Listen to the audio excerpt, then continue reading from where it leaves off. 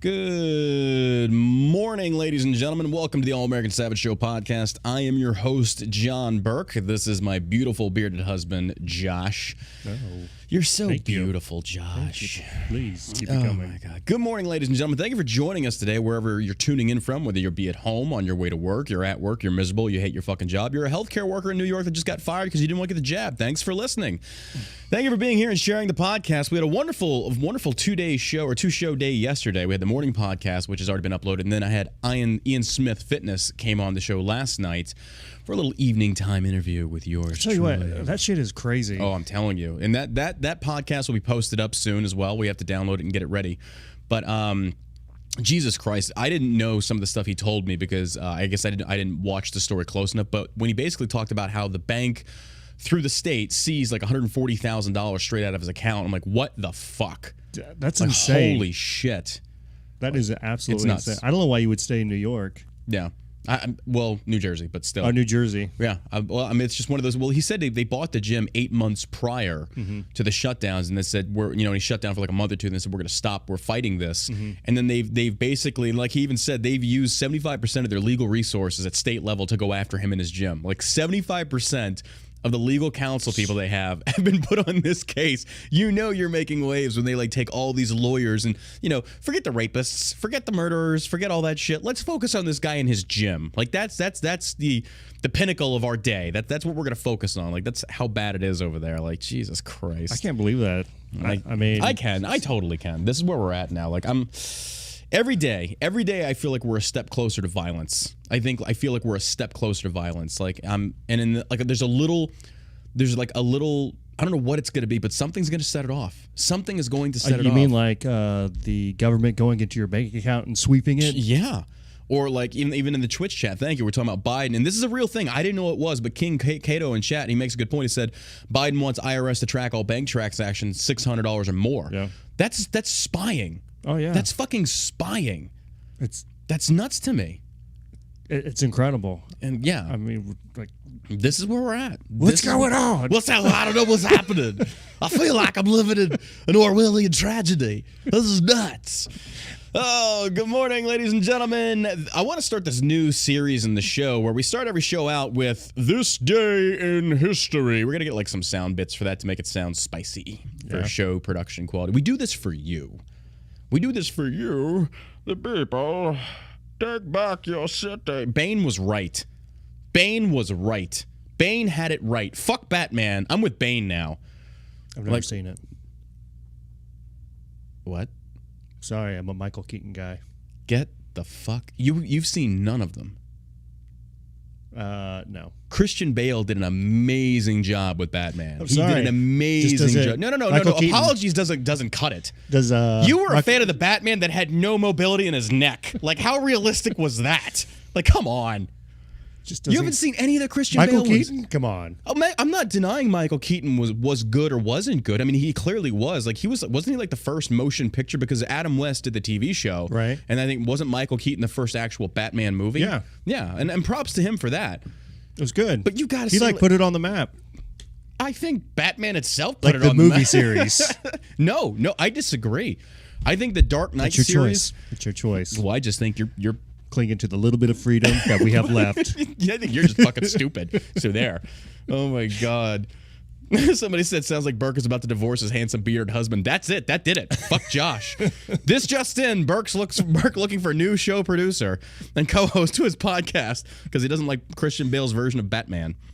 It's terrible. Well, there is a good thing to that. You didn't have to see the one with George Clooney and his nipples showing in the suit. That was really weird. I've never been a Clooney fan. Me neither. Well, I mean, no, I think Clooney was good in like Ocean's series. Like he was good with that. He's a good actor. But as far as Batman went, I didn't see it. Yeah, like all those movies, they're just a little too clever. Like, I don't know. What? They're a little too clever, like how they pull off all their little gags and bits and all these other things, like breaking into casinos and. Oh, you mean the Oceans? Oh, okay. I thought you were talking about Batman. I was like, well, that's kind of like the premise of him being like a rich Did you just genius. say the Oceans? Yeah. Yeah.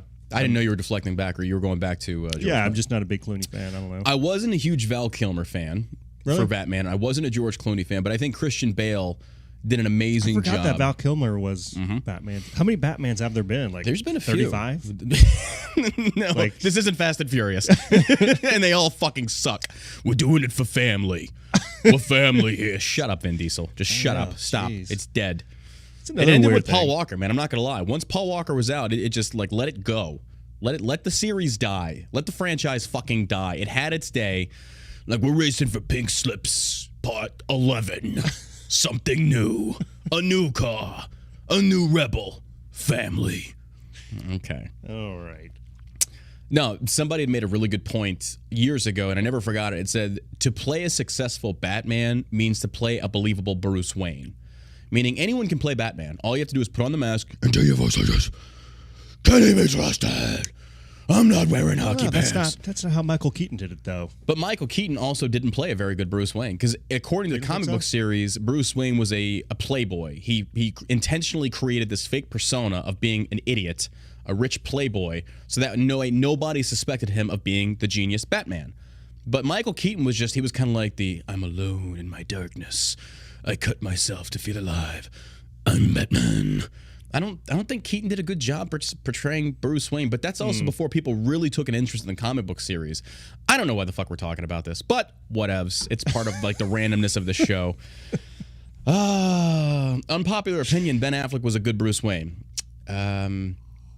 How do we ban that person from the chat? Let's get the fuck out of here with that. No, absolutely not. I'd go back and watch just so I could banter back and forth with you about the other ones, but I will say, I just don't care. I will say the best thing out of the OG Batman that I don't think anyone will ever beat was Michelle Pfeiffer as Catwoman.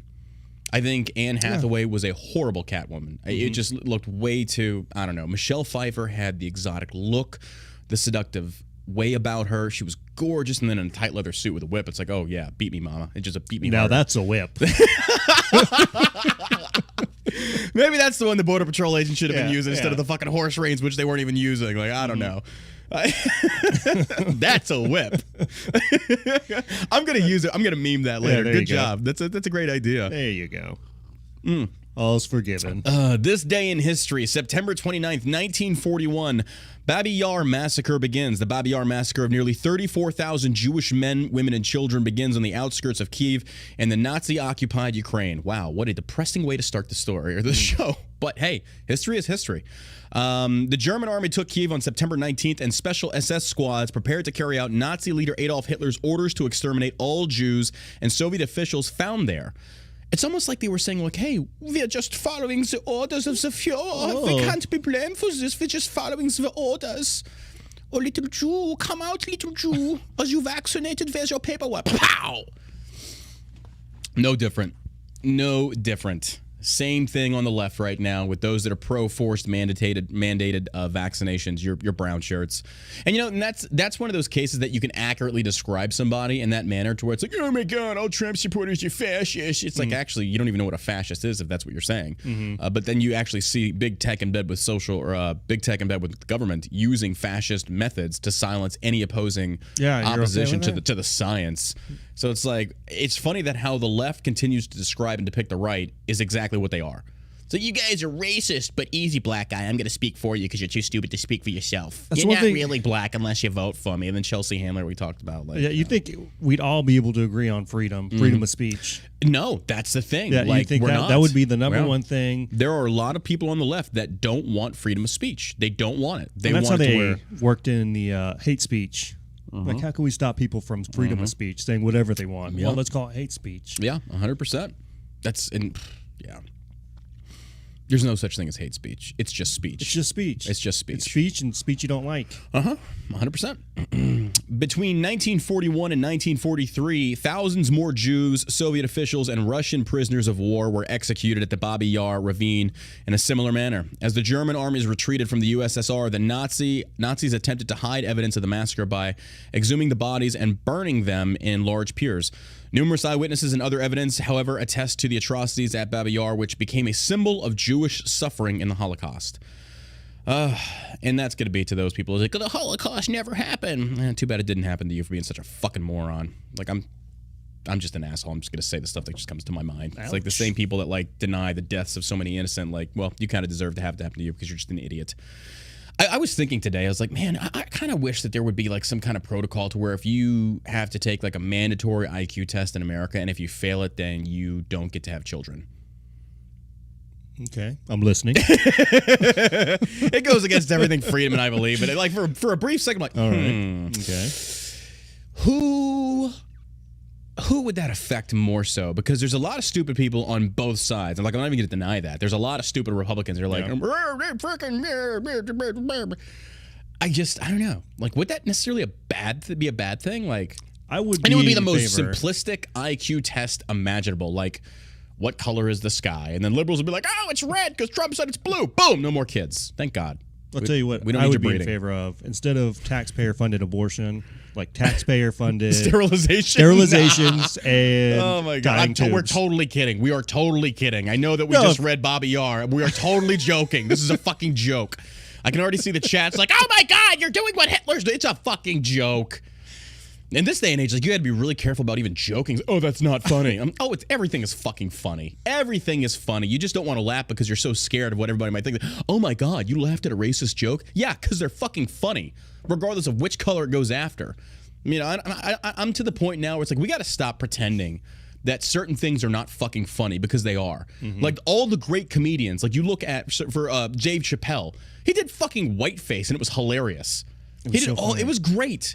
Like the Clayton Bigsby? Yeah. The political correctness has destroyed and murdered comedy. This shit's funny. We have to laugh at ourselves as a society. If we don't, everything becomes just so straight-lined and I wouldn't want that. Yeah. I love that shit. I'm not even going to deny that I love the dark humor. But I also understand in certain circles, like you can't, like if we're going to a corporate meeting, like, hey, you know, a Jew and a fucking black dude walking to a bar, it's like, probably not the right place to tell that joke. But I just don't fucking care anymore. Like we have allowed ourselves to be manipulated by the morality police, which AKA is known as social media mob, the outrage, the Roman mob, to where we can't express ourselves or tell a joke or whatever, because if you do and it's partaken in the wrong light or they think that you're legitimately a racist, like telling a racist joke does not make you racist. It means that something's fucking funny. Now, actually having racist intent and racist actions, that's a little bit different. Yeah. But I don't know. I just, maybe that's me. Maybe I'm off the mark on that. But sexist, misogynist, it's all fucking funny. It's all funny. Yeah. But we can't even say that anymore. Like, women are bad drivers, blah, blah, blah. Clearly it's not true, of course, across the board, but people take it like so what do you mean that women are all bad drivers? I'm a woman. Well, it doesn't apply to you then, fucking genius. I was like, but all stereotypes originate from a kernel of truth. Otherwise, why would they be stereotypes? If it's something that you see repeatedly throughout society, it's like there's something to that. White men can't fucking dance. Sorry, that's just the way it is for the most part. I mean, of course, there are the few select, like your John Travolta's like, oh, boy, cut a rug. But it's like, yeah, white men can't jump. Stuff like that. But, of course, that's not the case in all situations. But people always take, like, a broad generalization that's meant with, like, a comedic effect, and they take it so seriously that we can't even laugh at ourselves anymore. To do it. Asian people have small penises, and if you've seen porn, you know a lot of that is actually true. Sorry. I mean, I don't know what you want me to tell you. I mean, this is why we're never going on Fox. Asian penis jokes. Mm-hmm. That's all right. I remember when, I think I told you about this, like, remember when that Navy pilot drew the dick in the sky? Oh, yeah, yeah. And there was I remember that. Yeah. So I reshared it. It was like, good thing it wasn't Asian or it'd be a much smaller cloud. Oh, my God. The Asian pages came after me. It's like, what? It's a fucking joke, but it's kind of true. Black people have big dicks. I mean, have you seen porn? I mean, come on. Let's stop kidding ourselves over this bullshit. Let's start being honest with a lot of this. Now, clearly, not everybody is like that. I can't imagine being the only black guy with a small dick. It's like, man, I feel cheated. I feel cheated. This isn't right. Or an Asian guy with a big dick. It's like, fuck the stereotype. But that would work in his favor because, you know, people are going to be like, like she's dating this Asian dude. He drops trout. It's like, oh, shit. Yeah, baby. I don't know. A lot of penis talk going on. There is a lot of penis talk today. Oh my God. Do we even want to get into politics today? Like, part of me is kind of like I do. The other part is kind of like I don't. I don't know. Fuck it. We're going to do it. Fuck it. We'll do it live. I mean, well, technically we are. Oh my God. All right. Right now, yesterday, while we were doing the show, SECDEF Austin and General Milley, a senior advisor to the president, on ice cream, are in hot water. Apparently, there were some lies told, and there's some conflicting stories here between SECDEF Austin and Milley and President Biden. And we're going to get into it here. There are two different articles I wanted to read on this. And we were talking before the show. You said GOP, Tom Cotton went after him. Tom Cotton and Josh. I mean, both. Even they fucking hammered him. What's her name? Blackburn from Tennessee. Marsha Blackburn. Yeah, she hammered him. Mm-hmm. I mean, but it's incredible. It's incredible. Biden accused of lying, and this comes from us to the Washington Examiner. Biden accused of lying in Senate testimony yesterday. Army General Mark Milley and General Frank McKenzie, chairman of the Joint Chiefs of Staff and head of the U.S. Central Command, respectively, confirmed that everyone in Washington pretty much already knew senior U.S. military leaders opposed the complete withdrawal of U.S. troops from Afghanistan and advised President Joe Biden that go ahead with the Trump plan posed significant risk of Afghanistan once again becoming a terrorist haven. Republicans pounced on the testimony as evidence that Biden lied in an August 18th interview with ABC's George Stephanopoulos. Here's the full exchange. Stephanopoulos says, your top military advisors warned you against withdrawing on this timeline. They wanted you to keep about 2,500 troops. Trump did this as well. Trump had maintained that troop presence as well. Mm-hmm. Biden says, no, they didn't. It was split. That wasn't true. That wasn't true. Stephanopoulos says, they didn't tell you that they wanted troops to stay? Biden says, no, not at all. Not in terms of whether we are going to get out in a time frame of all troops. They didn't argue against that. Stephanopoulos says, so no one told you, your military advisors did not tell you, no, we should just keep 2,500 troops. It's been a stable situation for the last several years. We can do that. We can continue to do that. Biden responds with, no one said that to me that I can recall. Well, of course you can't recall because you forget what you had for fucking breakfast unless it's chocolate chip ice cream. I mean, come on. So now Biden, you love to see this. Now Biden is putting Austin and Milley on the chopping block. He's saying like, they never told me this. Biden is trying to excuse himself from all responsibility, and Austin and SECDEF and fucking Milley are in there saying, "Oh, we did tell him. He just didn't take our advice."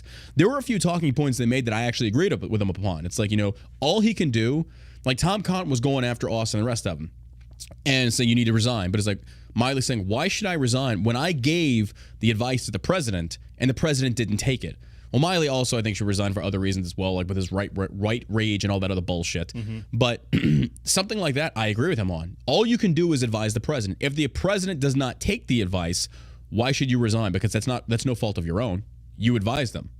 So this continues and says, Alaska Senator Dan Sullivan called that a false statement. Missouri Senator Josh Hawley put it on more bluntly. The president of the United States lied to the American people. I honestly think Milley and Austin did tell him that. Because it only makes sense if we had complete stabilization. Well, I shouldn't say complete, but we had somewhat stabilization in Afghanistan. No, they're under oath when they're giving their testimony. That doesn't mean dick anymore. But if Joe Biden, Christine Ballsy Ford lied, and all of them fucking lied. Nothing happened. I guess. I don't know. I was thinking if Joe Biden was just lying as per usual. Mm-hmm. I mean, he's a liar. Oh yeah, 100%. Like, they all are. They're all liars. Yeah. So like being in front of the it's like trying to pick out the turd from the diarrhea. So that's all it is. And the president of the United States, in Biden's defense, at the White House, Press Secretary Jen Psaki, a.k.a. Peppermint Patty, focused on two parts of Biden's response. The advisors were split, and whether they said keeping 2,500 troops would result in a stable situation. What do you mean result? It already was. And I'm not arguing in favor of that troop presence, but I'm saying as a result of what was happening, it was clearly stabilized to an extent. So when you're saying that it's split, and then also saying that, they said we could also keep 2,500 troops. Like, well, what they're suggesting on the split, the one side that's remaining, that says remain in place, it's already working. Mm-hmm. So to sit there and say otherwise is just fucking foolish. It doesn't make sense. It's also important to note that the risk we were taking about here were the possibility, the likelihood of increasing a troop presence, which we now know to absolutely been the reality, given it required 6,000 troops just to protect the airport. That was backed up somewhat by testimony from both Milley and McKenzie. I believe there was a risk you would incur increasing attacks by the Taliban. That was a risk with holding it at 2,500. That was a very clear risk, said McKenzie. By August, with most of the U.S. withdrawal complete, the Joint Chiefs were unanimous and it was time to leave, as Biden said in an August 31st address. On the 1st of September, we are going to go to war with the Taliban. Of that, there was no doubt, said Milley. If we stayed past the 31st, which militarily is feasible, but it would have required an additional commitment of significant amounts of forces, probably 18th Airborne Corps, 15, 20, maybe 25,000 troops. We would have had to re-seize Bagram. We would have had to clear Kabul. The 6,000 Taliban were already in Kabul, Milley said. They would have resulted in significant casualties on the U.S. side, and it would have placed American citizens that are still there at a greater risk. more so than leaving them and watching them get murdered in the street? Okay. Well, the overall point here, though, is that there is now a conflict between what Biden's military officials are saying and what President Biden is saying. And then Jen Psaki goes out there after the testimony now trying to say, well, no, actually it was split. You know, some said do this, some said do that. So it was like a 50-50 shot here. But ultimately, Biden still refuses to take responsibility. He's still, none of them do. None of them take responsibility. Absolutely not. Because even asking Austin about the people who are still there. We're getting to that. There's another article surfacing right now talking about what you're bringing up as far as like people are literally stranded in an airport because and that's what Josh Hawley brought up was that as they're speaking, there are still people there. Yep. What are we doing? I mean, I wanted to ask about the biometric system that they handed, or the list of names that they handed over, or any of that stuff. I mean, I think that would cause me to call for your resignation. 100%. You gave the enemy a list of names. And now they're out there murdering people. Because we trusted them. We don't know what's going on over there. Yeah, that's the other part. Like, yeah. I mean, the hell those people must be enduring right now They're hiding, unimaginable. Republicans expose 3 blatant Biden Afghanistan lies in contentious hearing with military leaders. Senate Republicans exposed 3 blatant lies about the Afghanistan withdrawal by President Joe Biden during a contentious hearing with the Pentagon's top military leaders. The first lie the senators exposed was Biden telling ABC News' George Stephanopoulos in August 19, 2021 interview that no one advised him to keep 2,500 American troops in Afghanistan. And again, according to Milley's testimony yesterday, he did. Even Jen Psaki came out in her press briefing and said they did. It was a 50-50 draw. So Biden lied. However, during the hearing, senators got Defense Secretary Lloyd Austin, Chairman of the Joint Chiefs of Staff General Milley, and U.S. Central Commander Marine General Frank McKenzie to admit that they had agreed with a recommendation to keep that many troops in Afghanistan, that their views were heard by Biden. So now Jen Psaki is lying. That's all she does. That's all this administration does is lie. It just seems like right now and this is kind of poetic justice in a sense. Now Biden is splitting from his military leadership and saying, no, they lied. And they're saying, no. And without actually saying it, Biden lied. And then Jen Psaki's coming out there trying to like divide the lie, saying, no, they both kind of lied. No, they're like Biden is fucking lying. If the generals advised him on that and Biden refused to do it and instead wanted to do a massive withdrawal against their advisement, then it falls on Biden's shoulders. Just the whole thing is terrible. Yeah, I mean, there's just no way around it. It's just all of them are failures on multiple levels. This is our leadership. This is our leadership. It's pathetic. The only thing that we do know is true is that they are going to raise taxes and they're going to push through this massive bill that's going to be probably $3.5 trillion. We're about to see some serious inflation. Yeah. Serious inflation. I mean, that's the one thing that we do know is truthful. Under questioning by Senate Armed Services Committee ranking member Jim Inhofe, representative out of Oklahoma, McKenzie admitted, I recommended that we maintain 2,500 troops in Afghanistan and that he was confident Biden heard all recommendations. Under questioning from Senator Tom Cotton, Republican out of Arkansas, Milley also admitted that it was also his assessment that there should be a steady state of 2,500 forces in Afghanistan. Austin said their input was received by the president and considered by the president for sure. The second lie exposed was Biden saying on August 21st during a White House, and this is so what I just said is also why Biden is not taking questions from the press. It's probably why he's going to stop doing interviews, because that interview with Stephanopoulos is now biting him in the ass, and his advisors are going to be like, Mr. President, don't make Trump's mistake, just shut the fuck up. Like, really shut the fuck up. But, Trump's thing wasn't necessarily that he should have shut the fuck up, that he would say something, the press would spin it. So there's no control over that. Biden is legitimately lying here. And he's getting caught in those lies. I don't remember that. My dentures fell out. Oh, shit. I don't know. There's people back there that are making him go out and do these interviews. It's he has to. Yeah. Well, as far as like press briefings like, and who shit can like we get? George Stephanopoulos to lob some softball questions. But even those softball questions blew up in his face. So it's like, how easy can we make this for this guy who's clearly got no brain in his head? And there only seems to be one reporter that's like holding his feet to the fire. The rest of them are like, Mr. President, what did your bowel movement look like today? Mint chocolate chip. What? My butt's been wiped. I'm scared. I'm scared. The second lie exposed was Biden saying on August 21st during a White House press conference that al-Qaeda was gone from Afghanistan, and thus the U.S. had no vital national security there. Senator Daniel Sullivan at Arkansas asked Milley, was al-Qaeda gone from Afghanistan in mid-August? True or not true? Milley responded, al-Qaeda is still in Afghanistan. They were there in mid-August. Well, at least Milley has balls enough to go against what the president said. Good for him, but I still hate the fucker. Also asked to respond, McKenzie said al-Qaeda was present in Afghanistan, so Biden once again lied. Under questioning from Inhofe, Austin said, Senator, I think there are remnants of al-Qaeda still in Afghanistan. I can tell you, I would be willing to bet both of my nuts they are still there. ISIS is still there, as we know. Yeah. Taliban, I mean, come on. Even when Trump's like, we've defeated ISIS, no, you haven't. No, they're like cockroaches. They scramble into the darkness when you drop a bomb, but they'll eventually come back. Yeah. ISIS has not been defeated. He beat them back. He beat them back, but he didn't destroy them like so many people out there on the right were saying. Like, oh, praise Trump. He defeated ISIS. He beat them off with both hands. Dutch ruddered that ass.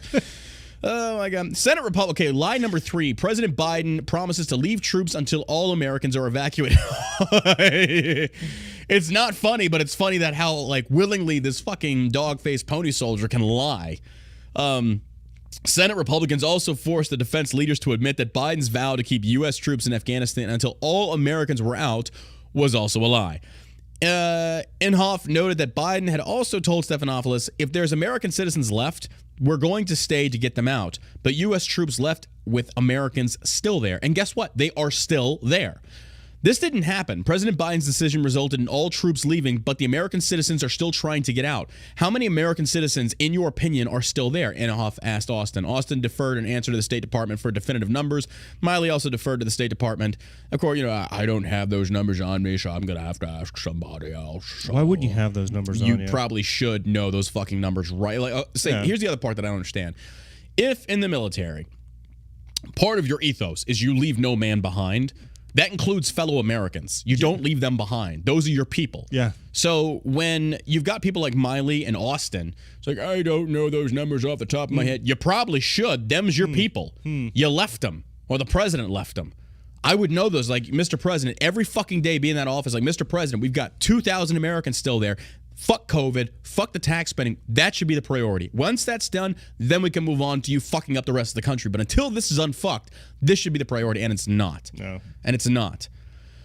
Senator Josh Hawley later asked Austin point blank, isn't it true that you've left Americans behind on August 31st? Austin responded, there were Americans that were still in Afghanistan and still are. Yeah. He didn't answer the question. He did, but didn't say yes or no. He just said there are Americans still there. Therefore, you're drawn to the conclusion that, yes, you did. So, and that's how these politicians are in uniform. They're never going to give you a direct yes or no. Scumbags. It's just going to be like, well, blah, blah, blah, blah, blah. Hold on while I pull something out of my ass real quick and do the tap dance. Just stop. Fucking stop. This is ridiculous. Full stop. So they are now facing, another article has come out, Milley and Austin to face a new round of Afghanistan questions in House hearing after contradicting Biden, which I believe is going on live right now. So I'll watch that later. We'll talk about it on the show tomorrow. But top generals assessed need for 2,500 troops in Afghanistan, despite Biden claiming no one told him. Nobody. Maybe because you forgot. Because you belong in a fucking nursing home. Defense Secretary Lloyd Austin, chairman of Wednesday for their second day of testimony on the Biden administration's withdrawal from Afghanistan, this time before the House Armed Services Committee. Austin, Milley, and McKenzie are set to testify Wednesday at 9:30 a.m. The trio faced a full day of questioning from lawmakers on the Senate Armed Services Committee Tuesday in an open-closed sessions. There are 59 members on the House Armed Services Committee. Each member will be given 5 minutes to ask questions. Austin, Milley, and McKenzie each have an allotted 5 minutes to deliver opening statements at the beginning of the hearing. Milley and McKenzie's testimony put the White House on defense Tuesday after they testified that they assessed that the U.S. should maintain a presence of 2,500. I won't share my personal recommendation to the president, but I will give you my honest opinion, and my honest opinion and view and shaped my recommendation, McKenzie testified, and I recommend that we maintain 2,500 troops in Afghanistan. McKenzie said he made a similar recommendation in fall of 2020 under Trump administration, which also had intentions to withdraw all U.S. troops from Afghanistan, saying at the time he recommended U.S. maintain at least 4,000 troops. I also have the view that withdrawal of those forces would lead inevitably to the collapse of Afghanistan military forces and eventually the Afghan government, McKenzie testified, and that I agree with. I agree with that as well. That's one of those things that I can respect that. I can respect that. Sorry, there's just nothing that guy can say that I'll be like, I respect it. He's got that point right. He's just a total. He's not a good person all around. Oh yeah, he's just a scumbag. I think that it's ridiculous to me. I'm over anybody's. This is good. This is like overall, he doesn't have the America's best interest at heart. Fuck no, he doesn't. No, he's got his best interest at heart. Yeah, they're all of them do. They're politicians in uniform. They care more about their career. They don't want the money cut off. Yeah. That's where we're at. I mean, I just can't get on board with anything that this guy's saying. They're all liars, and they're all scumbags, and we're paying them. Mm-hmm. We're paying them a lot. Yeah, we're paying them a lot. They probably went out, had a nice meal after getting grilled all day long, and then had some underage hookers that we paid for. Oh, my God. Through our tax dollars. I don't doubt. I mean, that's just my opinion, but I don't doubt it. It wouldn't surprise me if it actually happened. I also have a view that withdrawal of those forces would leave it. Blah, blah, blah. Okay, Milley was also pressed on the matter, saying that while he would not share his personal recommendations made to the president, his assessment was, why won't you share your personal recommendation? Like, did your personal recommendation counter what you publicly recommended? Because if not, then why are you afraid to share that? Like, what reasoning could you have not wanting to share your personal recommendation with the public? What would you say you do here? What would you say you do around here? That's, That's a good question. Why isn't he divulging what he said privately to the president, his personal opinion? Unless he's a scumbag. Unless the personal opinion was that we should. Unless his now. Personal opinion was the exact opposite, saying we should increase troop presence. Yeah. Which he knows that the American public are not going to want, and he didn't want to make that public because then he'd get branded a war hawk. If it was you, you had that information. What would you say? Which information? Like for the withdrawal out of Afghanistan. They said, hey, this is our date that we want to get out, August 31st. You knew what was going on over there. I would honestly say that until we have everyone pulled out, right? Everyone, and we give warnings saying, these are the flights, we're pulling everybody out, but I would also do so making people understand, and I called this, so this isn't one of those hindsight 20. I called this from the get-go, knowing Afghanistan is going to collapse. We knew this was going to happen, but I would basically be putting out there, if you're an American, you need to be on these flights out of here. You're going to be on these flights out of here. And then we would have a period of like a month saying, if you're an American, you have 30 days, because on this day, we're pulling out. So you have 30 days to get the fuck out of here. There could have been much better ways of ensuring that people left and nobody was left behind. So if they basically said, hey, we have the area stabilized, we don't need to increase troops, we don't need to pull out right now, it's stable, it's there, let's slowly start evacuating people, let's get people out of here, let's start pushing it out through the information networks, get Americans out. So you don't have to really publicly go out there like, hey, we're pulling out on this date, but start putting it through the grapevine, for operational security purposes, saying, Americans, get out. Like, it's coming. And if you're still here after we're gone, you're on your own. But at least give them that time span to pack up their shit, make sure the paperwork is in order, do what they got to do. But the way that it was done, it was just like, boom, we're done. It's very abrupt. I don't know. But that's the situation we're in. I also have a view that withdrawal of those forces would leave inevitable. Okay, Milley was also pressed on the matter, saying that while he would not share his personal recommendations made to the president, his assessment was back in the fall of 2020 and May. Oh, we already talked about that. Okay. Biden White House officials have said repeatedly that no military leaders advised him to leave a small military presence behind, with the president telling ABC News in August that no one recommended a 2,500 troop presence that he could recall. This almost feels like he's trying to plead insanity for a murder. It's like, I'm old. I don't remember. I can't recall. Well, Mr. President, here's literally where you said that. That's not me. No, that's you. You have the liver spots on your face and, the kid's bow still in your nose from you sniffed her. Like, that's you, Mr. President. That's you. I'm so tired. I want ice cream. Terrible. It's ridiculous. It's fucking... Conditions deteriorate for American evacuees from Kabul stranded in UAE, organizers say. Families of the flight are currently in a hangar in an airport in Abu Dhabi. This is real. Listen to this. This is going to make your blood boil. The Department of Homeland Security denied land... Oh, and by the way, for those that didn't know, that were like so pro, get them out of there, get them out of there. The Afghan refugees and shit like that, 3% were vetted. Article just came out. 3% were actually vetted to have the proper paperwork. 3 fucking %. That's nuts. That is fucking nuts.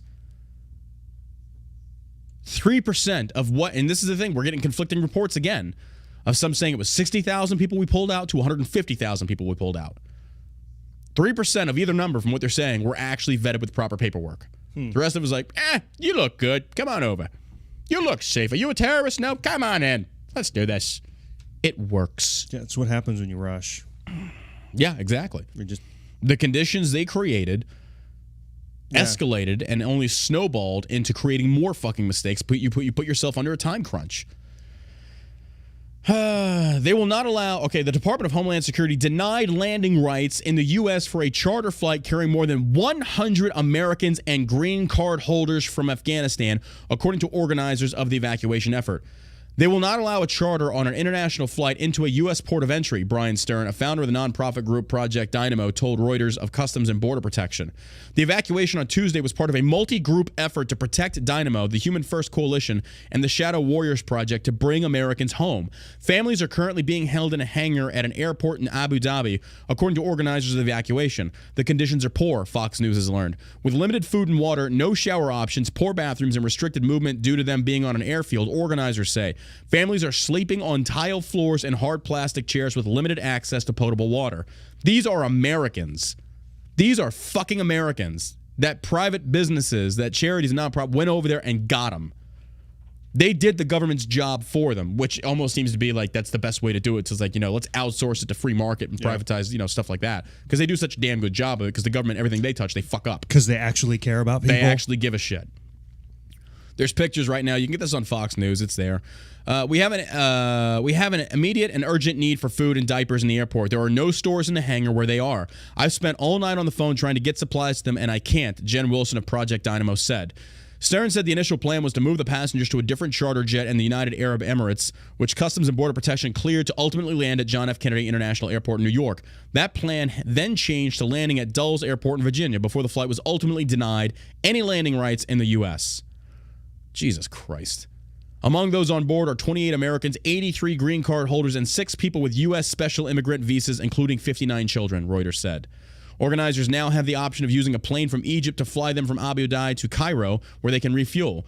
They could then potentially fly to Dulles Airport in Virginia, but would still need security clearances to land in the United States. The cost to organizers for the new option sits at $450,000. Good job, Biden. Good job. Damn, he's good. Homeland Security, great fucking job. Great fucking job. These guys are good. Oh my God. And there's pictures, you see children sleeping on the floor. This is just ridiculous. This is insanity. This is pathetic. This is not how you treat Americans. The passengers of the flight are currently being vetted by U.S. Embassy staff. Like, oh, now they want to do accurate vetting. Like, now you want to do it. Okay. The passengers of the flight are currently being vetted by U.S. Embassy staff in the UAE in a coordination with the Department of Homeland Security. They are permitted to travel to the United States, a State Department spokesperson told Fox News. The department expects the passengers to continue travel tomorrow morning. All U.S.-bound flights must follow the established safety, security, and health protocols before they are cleared for departure.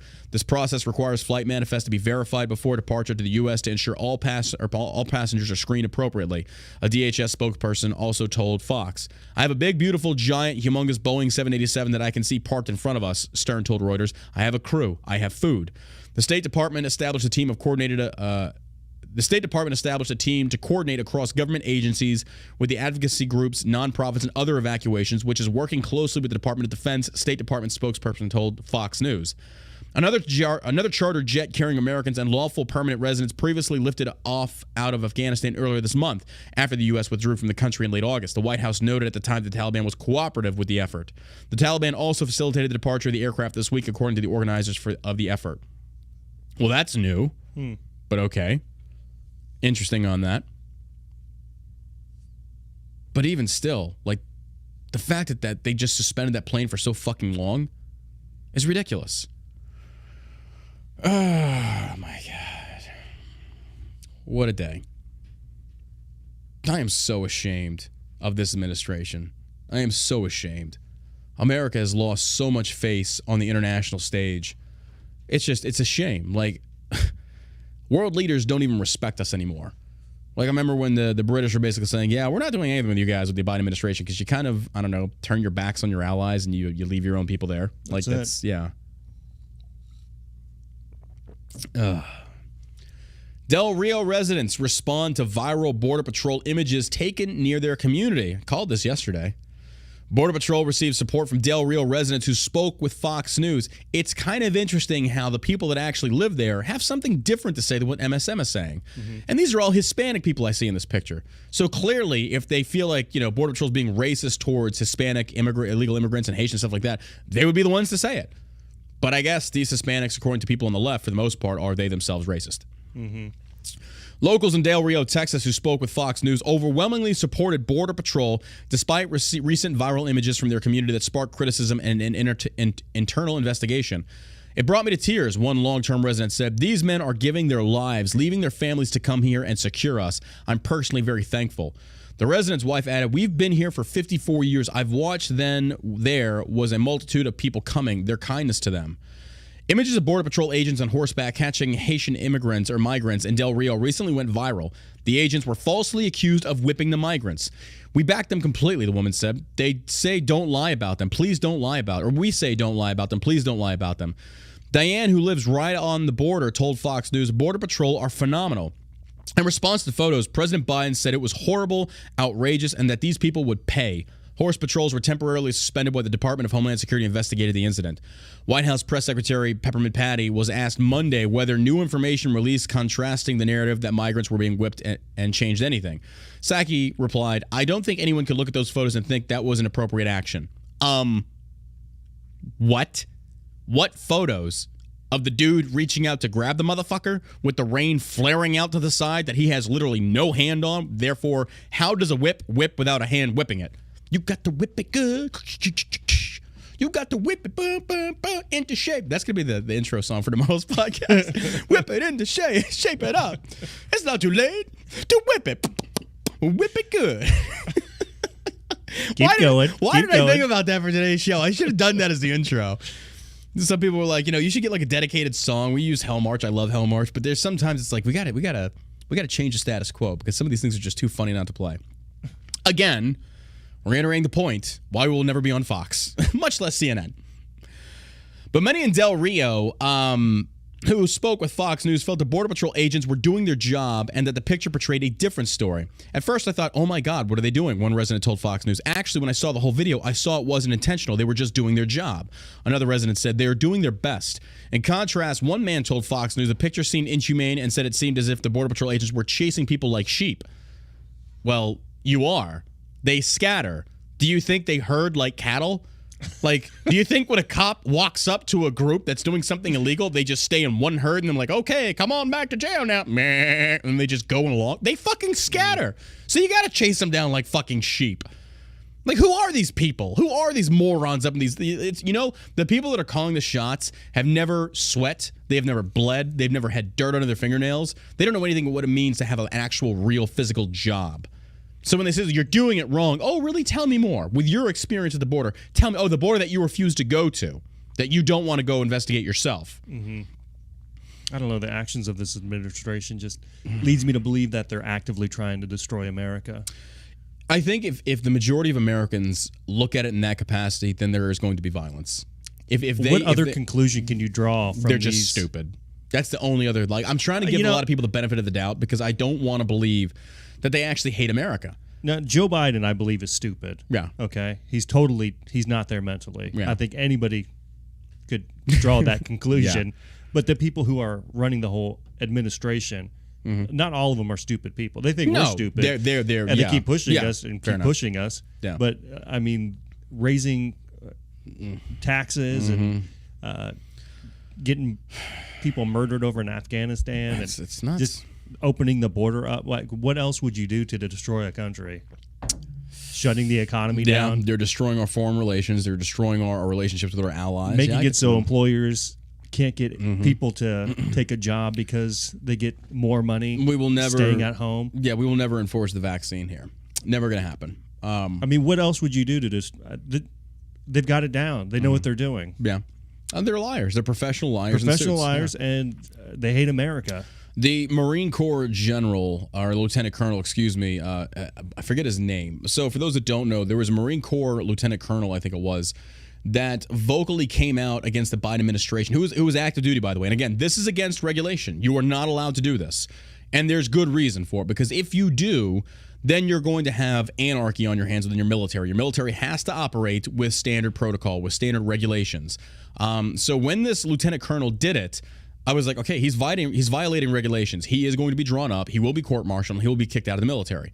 But he knew that. So I respect him for it. It's like, you still broke regs. I can't condone this, saying, hey, you did the right thing. I mean, he did. Actually, let me take that back. He did do the right thing. He put his career on the chopping block and said, this isn't right. I want accountability. Why do we leave Americans? But I think when people are getting upset that the military is cracking down on this, you can't. They have to enforce this. But the problem that I take, though, is that, let me clarify. Let me back this up so that way people don't misunderstand me, because maybe I'm not making myself clear enough. I respect what he did. I support what he did. I also support the military having to enforce regulations on him as well. You've got to maintain regulations. You can't let this one slip, because if this one slips, more are going to happen. But with that being said, here's the conundrum. The Sergeant Major of the Army, that egg-headed dipshit, went after Tucker Carlson over what Tucker said about women in the military. He broke regulation. What happened to him? Fucking nothing. Yeah. Nothing. So, well, I respect the lieutenant colonel for doing that, who, by the way, is now in prison. He's in the brig. They threw him in the brig. Apparently, they gave him a gag order, said, don't, Lieutenant Colonel Stuart Scheller. Props to him. By the way, if his family sees this, if his mother sees this, I think she's been silenced on social media. They zucked her. If somebody can get a message to them to DM me on Instagram, I would love to have an interview with her. I would love to have an interview with her and get her side, get more behind the scenes of what's going on. I would love to have her on the podcast. So if anybody is watching this that has ties to them or has connection, put the word out. Tell her John Burke would like to have you on the show to do an interview to get the bottom line of what's going on. And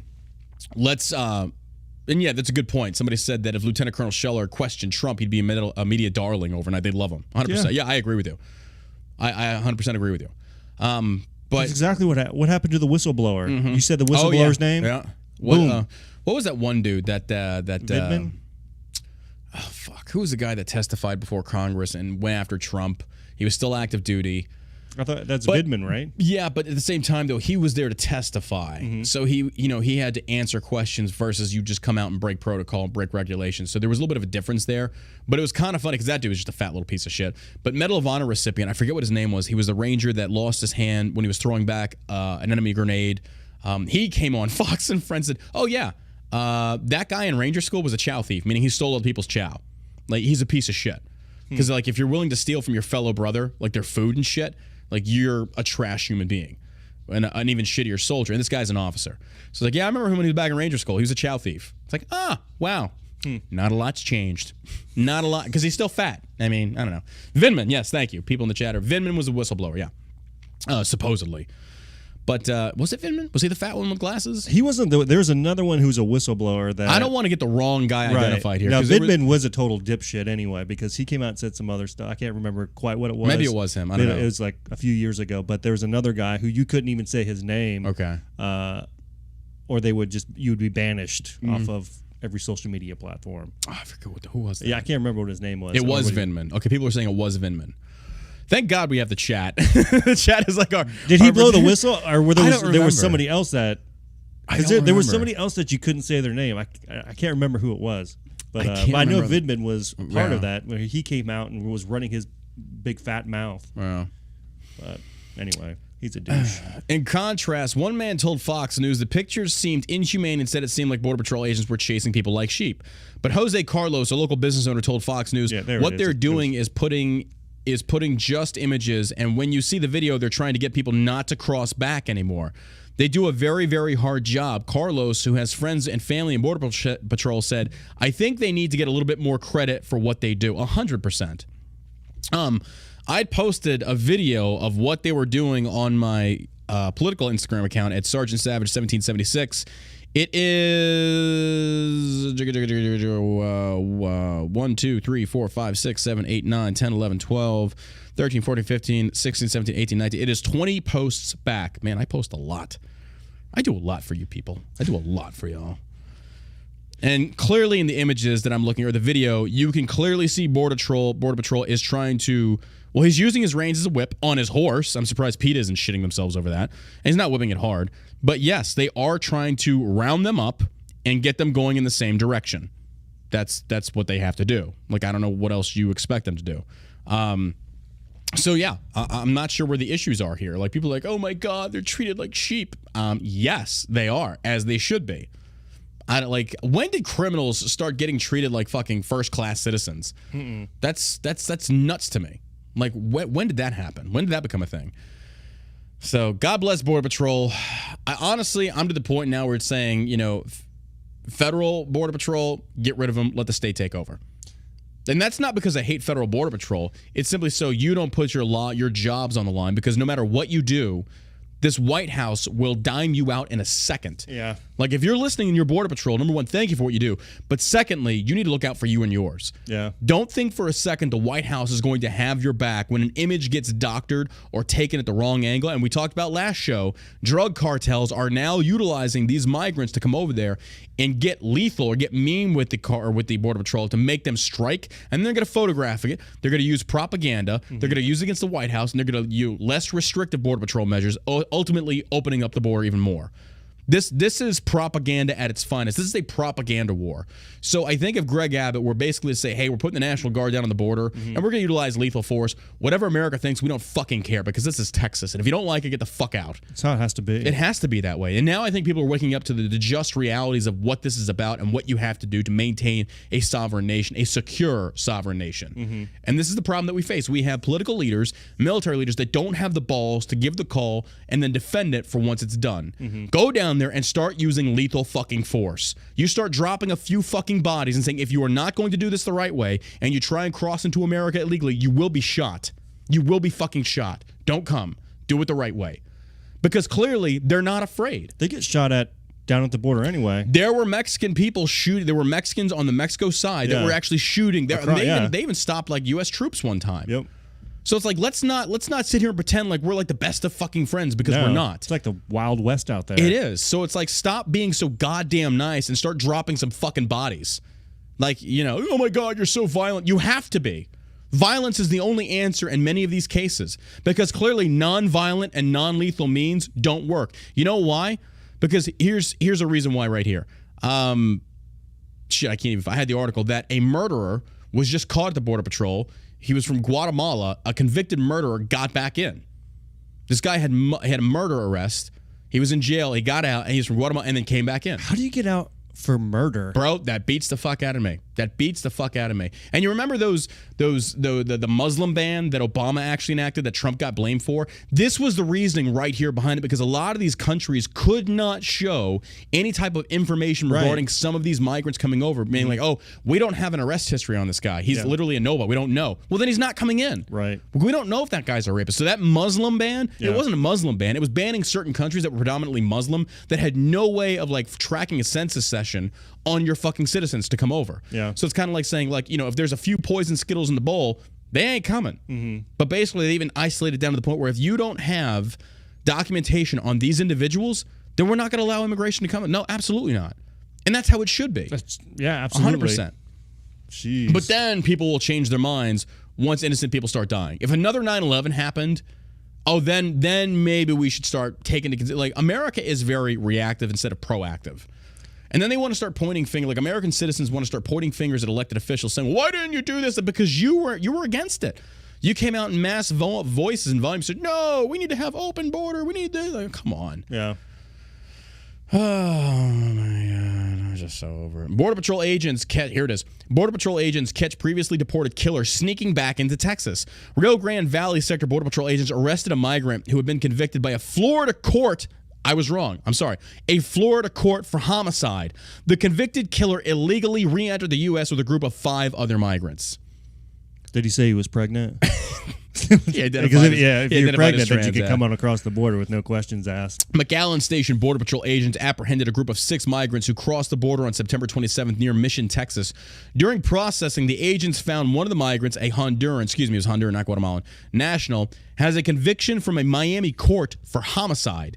According to the information provided by Rio Grande Valley, holy fuck. Holy shit. And this is what happens. We deport them, and they come right back. How about instead we do this? If you're convicted of murder, we kill you back. That fixes that problem. Oh my God, that's just so complicated. What gives you the right to take somebody else's life? Because they took the right to take somebody else's life. You get it in return. The eye of Hammurabi was kind of effective. It's an eye for an eye. You kill someone, we kill you right back. I like that idea. I fucking love that idea. You're out there and you raped a child, you got convicted of it, you're dead. Yeah.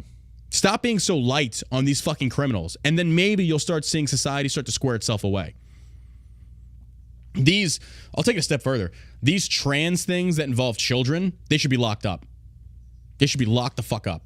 That's child abuse. It's sexually traumatic. It's sexually traumatizing children.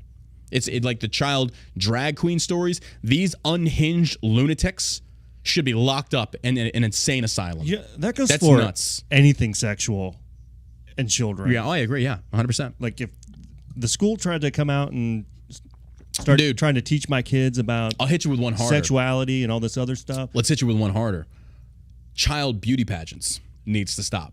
Yeah, I don't know. That's disgusting. Yeah. Like, because somebody brought this up before. It's like, oh, that's a good point. I never thought about that. And then you look at it, it's like, yeah, why are we teaching children that beauty is something they should be judged for? Like, it should be something that you should, like, I have no respect for it. I'll be the first one to say, like, when you have Miss America, okay, I don't want to watch it. I think it's ridiculous. Like, you want to talk about weighing who's hotter? Okay, cool. But then you listen to them talk, like, I want world peace and boobs. I don't know that all of them are like that. Shut the fuck up, Christina. Go back to work at Hooters. Shut the fuck up. I don't care about this. Now, here's the thing. Do I think women are beautiful? Yeah, absolutely. I want to look at women. I'm a guy. If they want to do that, yeah, I don't care. I'm not watching it. But as an adult, yeah. I'm not saying ban Miss America. I'm saying I don't watch it. I think it's stupid. I think it's like, okay, you earned what? But they're adults. Yeah, they're adults, 100%. But children, absolutely not. Yeah, there should be no childhood beauty pageants. That's insanity to me. I wouldn't put my daughter in. And Texas is horrible about that. Like, that's a whole thing. Like, oh my God. Texas moms and their children in beauty pageants. Oh, Jesus Christ. Because they're like dolls. Oh, 100%. They treat them like that. Yeah. Like, a lot of these mothers are fat and ugly, and they live vicariously through their hot children who I don't know how they were hot. It must have come from the husband's side, because a lot of these mothers are like, I don't know who fucked you, and I don't know how you produced that, because that's crazy to me. But yeah, childhood beauty pageants should not be allowed. You know, it's nuts, because I've never seen it here in Texas. You can't sit there and tell me. Oh no! Oh yeah. Have you seen it? Oh, absolutely. Oh yeah. Like not around the schools or anything. I mean, no, not schools. I'm talking about like it's privately done. Yeah. Like there's companies that do this, but you could almost take that and go to the extent of like that is potentially sexually grooming a child, to an extent, because if we're focusing on beauty, is beauty linked to sexuality? And I think in that capacity, I think it is. I kind of think it is. Like, maybe I'm wrong, because I'm just thinking aloud on this one. If you have a child and you're rating that child based upon the beauty that child exhibits through their facial features, all this other stuff, the dresses and things like that, does that delve into the realm of sexuality? Yeah, I wouldn't have my daughter do it just because I wouldn't want anybody. Yeah. I'm not saying that, but does my child that exactly. way? I would have to. Yeah. So what it could lead do to something that would probably land me in prison. It feels like it's a very subtle form of sexualizing a child. Yeah. Maybe not to other children or the child itself, but to adults that are judging this. Right. I think it's like I don't agree with that. Yeah. I can't agree with that. You'd have to imagine there's pedophiles that are just like, oh, this is wonderful. Man, if you're listening to the show and you think that pedophiles don't attend these types of things, that's exactly where they go. That's exactly where they go. Yeah. That's like saying, hey, drug dealers, we got drugs over here. It's kind of like, well, the drug dealers are going to come, or the drug heads are going to come. If you come out there and you talk about, like, we have childhood beauty pageants, I think, I don't know. I just think it's ridiculous. I think it needs to stop. I think that this child is being taught at a very young age. These are unrealistic standards that you have to have in order to have value, to have self-worth. I think that these moms are fucking horrendous parents that do this shit. I think it's ridiculous.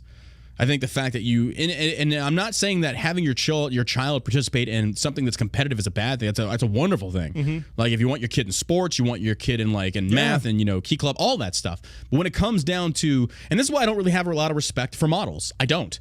When people are like, oh my God, like don't get me wrong, like I would fuck you hands down. It's like, but don't tell me that I should respect you based upon your looks. You were given those looks.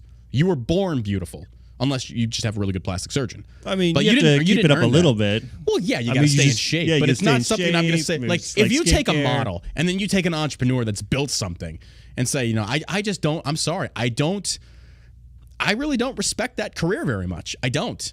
I mean, kudos to you. Do what you want to do. But it's like, you earned a career in being hot. good for you. I mean, I'm not calling them, I shouldn't say they're stupid. It's just not so, I don't respect the career of a model when you compare it to like the career of somebody that actually does something they had to work hard to achieve, like a professional MMA fighter versus a model. Like, I don't see the correlation. Really? I don't know. Am I off on this one? Maybe. I don't know. I mean, I think that I don't want to dog anybody's career if that's something that they really wanted to do. I'm not saying that I'm dogging it. I'm just saying that it's in terms of like respecting something. I was just like, I'm a model. Obviously, I'll never know what it's like. You're on your way. Yeah. You're on your way. So I don't know. I don't know what the work schedule is of a model, but oh, they get paid good money. Like just watching them going around to like these different beautiful locations. I mean, if you could do that and somebody's going to pay you for it, would you do it? Oh, 100%. Yeah. But I'm not going to sit there and use my career as if it's something like it's beyond superficial. Like, but you could use your platform to do other things. So I'm sure there's models out there that are doing some fair point, charity work or. That's a fair point. I stand corrected because there are models that I do know that actually use their big platforms to bring to light good issues that need to have addressed. So yeah, you're right. I recant. I take that back. I'm allowed to change my mind. Somebody says bodybuilding is gross. Okay, that's your prerogative. I mean, if whatever. I see where we're going here. Like, what you're trying to do is bait me into this whole thing of like, well, I think what you do is disgusting. Well, that's fine. You don't have to fuck me, so you don't have to worry about it. So I don't know. I think that in retrospect, I'm sorry. When somebody tells me, like, I had a conversation with a model friend of mine, and she told me that one of her male model friends makes upwards of $90,000 on OnlyFans. And he doesn't even post nudes. He just posts provocative, sexy pictures. It's like, okay, I can't knock him for his grind. I can't. No. I mean, respect. But do I respect that career? Fuck no. No, I wouldn't want my children doing it. Fuck no, absolutely not. No. I'm trying to instill in my kids. I would think that you're going to be a doctor. You're beyond You're that. going to be a doctor. You're beyond that. You can do more than just your looks. You have brain, use it. But I mean, he technically is kind of using his brain because he's using his looks. I get it. But at the same token, like, I could never do that. I could never do an OnlyFans. Like, seriously, I could never do it in the sense of like, and then be proud of that. Not for me personally. Like, if you want to do it, do it. I'm not knocking you. But I'm saying for me personally, that's not something that I can have any self-respect doing. Yeah. Saying like, oh, how did you earn that Corvette? It's like, I posted pictures of my butt and I made a little blowjob. I don't know. I don't respect it. When somebody says like, I make all my money through OnlyFans, like, oh, cool. Then, I mean, you used your body, use the looks you got, I guess. I don't know. But then when you have somebody else, like some of these companies that I see that veterans are starting to like work their asses off to create something, it's like I have a lot of respect. I have more respect for that. Yeah. So, and that's just me personally. But people are like, oh my God, John hates models. I don't hate models. I don't hate them at all. Even the dude, and I know the dude who makes like 90 grand. Like, I know this guy, and he's not the smartest fucking person out there, but I mean, he's smart enough to know what he can make money doing. Now, if he was to take that money and reinvest it into starting a business, like, hey, good on smart way to raise capital. I can respect that. But if somebody just does that and then thinks that, you know, they're the equivalent of somebody else that actually works hard to build something versus you just using the looks you were given, minus like maybe the 5 to 10 G's you put into getting a fake boobs and fake ass. And by the way, and I'm just gonna piss some more people in the fitness world, ladies. I'm sorry, but fake tits does not a good chest make in regards to like bodybuilding. Like, I know, like, I don't know. How do I explain? You know what? I'm just going to leave that alone. I'm just going to leave that one alone. I'm pissing off enough people today. Really I'm just going to leave that one alone. Digging a deep hole there. I really am. It's like, I don't know. I feel like, I don't know what I feel anymore. I'm just going to go away. I know half my haters will want me to do that. But no, I'm sorry. When somebody says, actually, I'm not sorry. I'm going to hold true to this. When somebody says their career is OnlyFans, I really don't want to, I have no respect for that. None. But if they use that in a manner to where it's like, I need a way to secure capital. A stepping stone. That I could understand. I could respect that. I was like, okay, fair enough. But if that's your only thing, you know, that's such a slippery fucking slope. I just know I wouldn't do it. Let's go back to talking about pedophiles. I feel like I've dug myself in a hole right now. We all can agree that pedophiles are terrible. Okay. I agree. I don't know. You remember the who was it? The drag kid, Desmond? Desmond is amazing. Yes, him. This shit should have just been investigated from the get-go. The parents should have been locked the fuck up. This child is so mentally depraved. Like, he didn't get that way on his own. A child does not get that way on their own. They don't. Your child does not just one day turn to that level of insanity. That was forced upon him. Yeah, that's child abuse. That is child abuse. That kid was, it's just disgusting. That poor fucking kid. Just disgusting. Terrible. I don't know. That's where we're at. So that's again why I feel like not drag shows, excuse me, but they actually had child drag shows. There were groups in New York that were actually condoning child drag shows and I don't want to say not in a sexual manner. Clearly they were, but they weren't showing anything. But it was still the idea of sexualizing yourself as a child representing the other sex is still ridiculous to me. Yeah. Like little boys dressing up like little girls and vice versa. Like this has gone beyond the realm of insanity. This is where we're at, ladies and gentlemen. This is where we're at. A few years ago, I'd taken my kids to this indoor place to play around on the jungle gym, and there was a kid that walked in, a little boy dressed up as Belle from. Oh my God! I looked at my son. I was like, "That's not right. That's not right at all. No, that's just wrong. You're raising that child to be so fucking twisted. Like that child's got to, Like there's a way to raise a boy. This should never be normalized. And that's not it. No, I'm raising my son to be a man. It's nuts to me. Yeah, I was like, that's. Speaking of church and state being separate. Oh my God. Sonic John said, is the next goalpost, John, gays, trans, next is kids? Next goalpost? What's my next goalpost? Moving the goalpost. What are you talking about? Raising a child to believe they're the other sex intentionally just to score political brownie points is moving the goalpost. I'm sorry, but I think that you're fucking touched in the head. Like, I don't even want you in my chat. If that's where you stand, like, get the fuck out of my chat, dude. If you cannot disseminate or differentiate between the sexualization of a child to embrace drag, like, get the fuck out of here. Unless I'm misunderstanding what you're saying, I would walk on very thin ice if I were you and really watch what you say. To sit there and liken one thing to the other, it's not all in one fucking group. I know completely normal gay people. It's the sexualization of children is what I'm saying. You know what? Matter of fact, get the fuck out of here, dude. Like, no, I'm banning you. That's disgusting. Sonic Chong, get the fuck out of here. You're out. Gone. Not even going to deal with that. California parents request judge block public schools from asking students to pray to Aztec gods. It's almost as if we should have a separation of church and state so this doesn't happen. That's why my opinion changed that there should be no prayer in schools, because this is what you face. This is what you face. What about personal prayer? Do what you want. Yeah. But you can do it at home. Or if you want to do it in school, like, hey, you have 1 minute to do prayer or meditate or do nothing at all. But do it silently. I guess you could do whatever you want on recess, though, right? That's true, too. I mean, if you got some free time, recess, 100%. Lunchtime. One of the deities in the chants recited by students was honored with human sacrifices. 3 California parents are suing to prevent the state's public school system from reciting prayers to Aztec deities that have been worshipped with human sacrifice, arguing that doing so violates the U.S. and state constitution, and I 100% agree with them. This issue emerged earlier this year when researcher Chris Rufo reported on that particular aspect of the state's ethnic studies curriculum. As Fox News previously noted, the curriculum suggests chants that invoke the deity excuse me if I mispronounce this, Tezcatlipoca? Tezcatlipoca? Oh, that sounds fancy. Tezcatlipoca? Tezcatlipoca is an Aztec god that was honored with human sacrifices. According to the World History Encyclopedia, an impersonator of Tezcatlipoca would be sacrificed with his heart removed to honor the deity. In Aztec mythology, Tezcatlipoca is the brother of Quetzalcoatl. Oh, I saw that character in Final Fantasy. Oh my God. It's crazy to me. I don't know. If you really want to ban it, then ban everything. Dr. Gluber says. It's not saying banning it. It's saying that it's not allowed here. And this is exactly why you don't do that. Because here's the thing. If we believe in church and state being the same, then this school is perfectly in the right. But who's to say that you can't pray to an Aztec deity?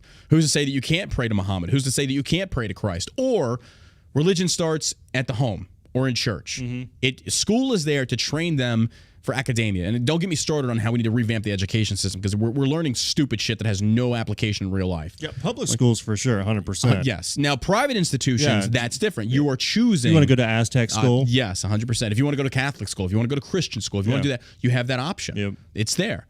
But as far as public school that is funded through taxpayer money, and like I think 8% of the federal budget goes into state-funded fucking schools, something like that, no, there should be no church. There should be nothing. There should be absolutely nothing. You can do it in your own time. I think that's fair, because now all religions are respected. and nobody's rights are being violated. Yeah. I think that's why I'm so for church and state being separate. And I think we discussed that on the last show too. Talking about the Pope. The good old Pope. That Pope hat. I want to give me one of them Pope hats. Oh, you should wear that. I should wear that when we do confessions. Oh my God. It's worse than a load. Not everybody's going to catch that one. That's what she said. Tez Catlipoca is the brother of Quetzalcoatl, Huitzilopochtli, and Zippy Totek. What the hell did you say to me? Dude, I have no clue. It's like, I feel like Monty Python's like, I see you have the machine that goes ping. It's like, I see that. All of whom appear to be invoked in the chant. The Thomas More Society, which represents the parents, described the model curriculum as blatantly unconstitutional.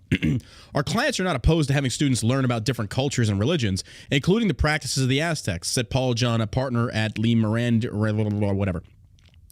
But the California State Board of Education proved ethics studies model curriculum goes far beyond that by directing students to pray to Aztec deities. What the fuck? I don't ever remember being told to do something like that. That's nuts to me. Like, hey, today we're learning about the Nazis. So what you're going to do is you're going to go home and you're going to read Mein Kampf. And you're going to learn it by heart. And then you're going to do the Zeke Hail every time you come into class. What? Fucking what? Like, today we're learning about Aztecs, and now you're going to pray to the Aztec gods. That's a direct violation of the First Amendment. A direct violation. That should never have been tolerated. But the only way this is going to change is when parents get involved. Yeah. Next thing, they're going to start breaking out a Ouija board. String those motherfuckers up, man. String those go after them. Summon the spirit of General Gustard. See if we can get him to tune in on this Ouija board. It's ridiculous. Like, what teacher in their right mind thought that was a good idea? I don't know. Was it the same guy that had the Antifa flag up in his classroom? That's just nuts to me. It's great. Like, some of these teachers, I question how they became teachers. Oh, I like how Jordan Perry's going to weigh in on this. He thinks he's going to get me here, and I love this because he's not expecting it. He says, so if a gay couple wants to be married in Texas and the clerk says she won't because of religious beliefs, what is that? Or how about this? The government doesn't even get involved in marriage to begin with. Oh my God, did that just blow your fucking mind? You see, you thought you had me in the corner, but you didn't. But also, that clerk shouldn't be doing that job if it's going to conflict with religious morality. If the state sanctions it as being legal, then the clerk should be let go.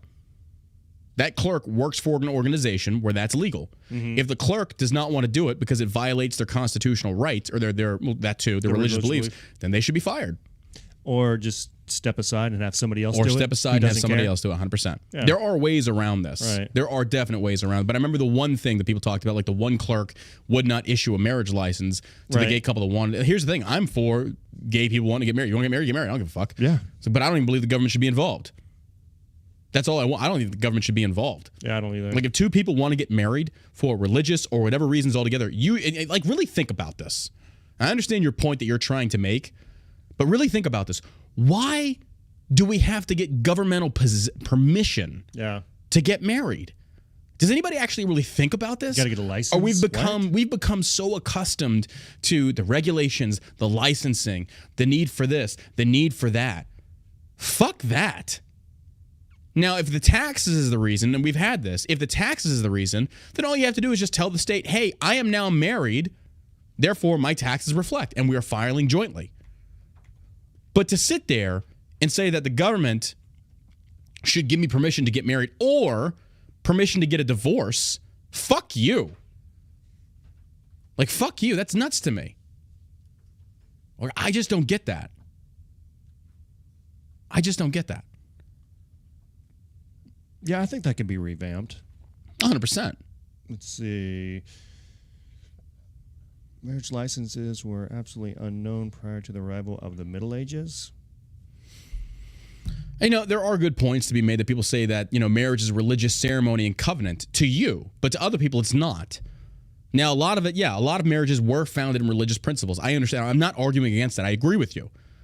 But I'm just simply saying that if you want to get married, even if it's for religious principles alone, you should not have to go to the government for approval. Hence, why separation of church and state is necessary.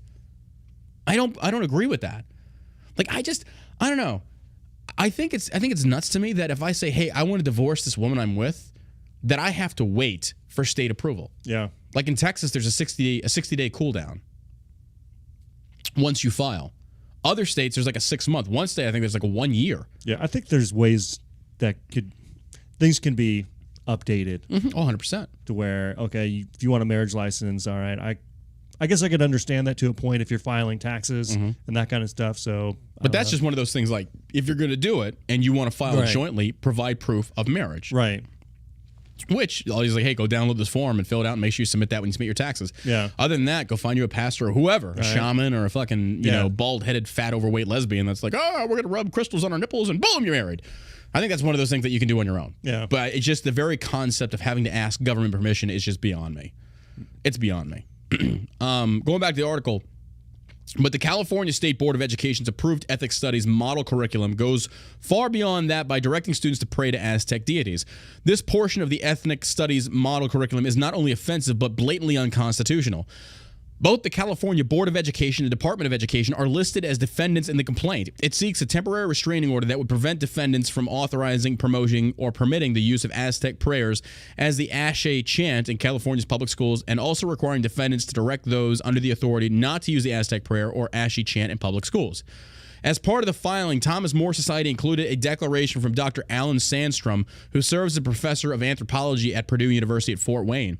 Sandstrom states that while he's in favor of the model curriculum's goals, he thinks the use of the chant is a mistake. The affirmation as presented amounts to religious activity that I think has no place in public schools, he said.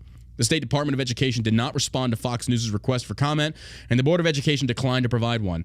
Under the curriculum's lesson resources, CDE lays out the chant and more generally defends chants as energizers that can bring unity.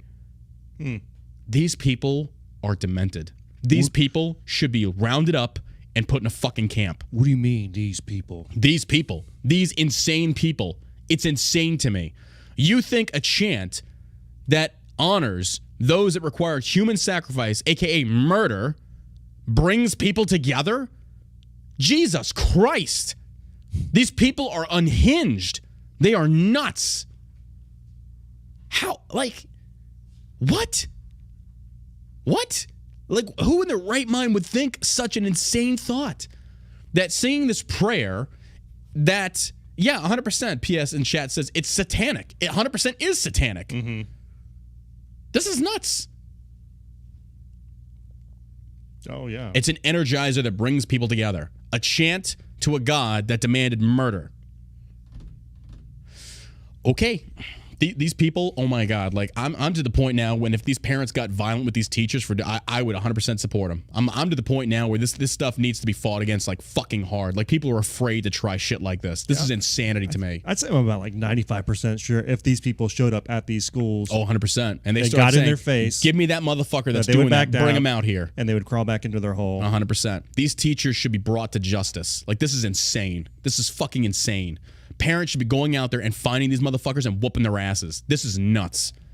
To say that we're gonna force these kids to pray to violate their First Amendment right because it's an energizer and brings people together. A chant that honors murder. That's nuts to me. These people are in fucking sane. It's California. Go figure. It's fucking California. If that ever happened in my school when I was growing up, oh my God, my mother, my mom would have raised holy hell. Oh my God, dude, she would have went down to the fucking principal's office and screamed. Parents, you got to get involved. You've got to get involved in this. You got to go down there and you got to. Oh man, you got to get in their face. Got to get in their face and say this shit. Like this is insane. I shouldn't condone violence, but I kind of wanna. I kind of want condoning it, like going down there and getting in somebody's face and saying, "Hey, listen, this isn't right. Stop doing it." Yeah, you're violating a constitutional right here for the sake of energizing. Like, I'm sorry. Or you got to pull your kids out of that school. Or I think in my like if that was me and I was put in that situation, I probably would go down there and I would approach that teacher like, if you ever do this again, I'm gonna come find you and you're fucking done. Like, don't you ever fucking pull that shit because that's my money paying this. You're not authorized to teach that bullshit. And if that's the case, I'm going to raise holy fucking hell.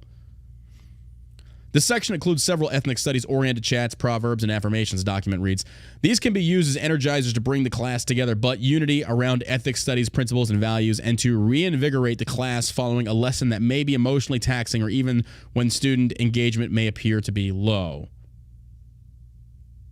What? That's nuts. That's nuts. And I like how Andrew Rhodes and Facebook says, it's the same with abortion. There should be no man governing your choice. Okay, I love how instantly you start your conversation with man. There should be no man. The woman was also involved in this, so what gives her the right to have full choice? Because it's her body? No, it's not her body. She's an incubator. That's another body that exists inside of her. Your argument is already invalid.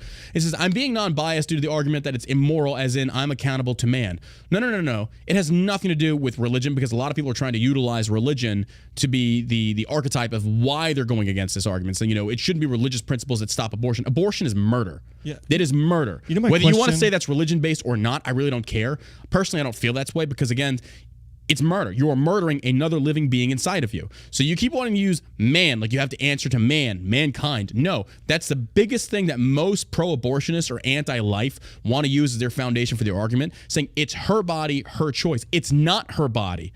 That is a body that lives inside of you. That is a body that is coming out of you.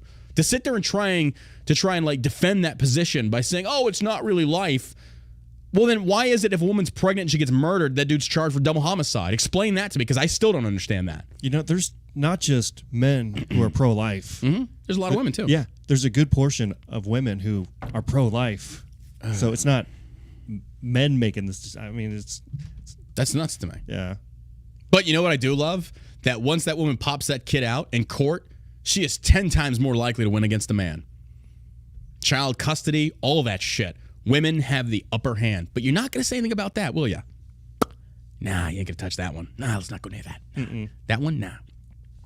Republicans don't care about the baby once it's born because it's not our responsibility to. Yeah, and there's a lot of places out there that help mothers who are single or young moms or pregnant women who can help them. But people help them with they just try and use that argument though. They try and use that argument to like Republicans don't care about the baby after it's born, and it's like nor should they have to. It's a matter of you being forced to take accountability of what you fucking did. Yeah. And then people are like, what about rape and shit? They're like, it's less than like 3% of why all abortions happen. That's less than 3%. Yeah. To use that as your foundation for your argument, you're trying to fucking take a microscopic point and use that to verify or justify everything else. Like that's insanity. Yeah, for the most part. All we're wanting to do is like, look, if you don't want to have a kid, either wrap it, get birth control, or do something, or don't have sex, or go anal.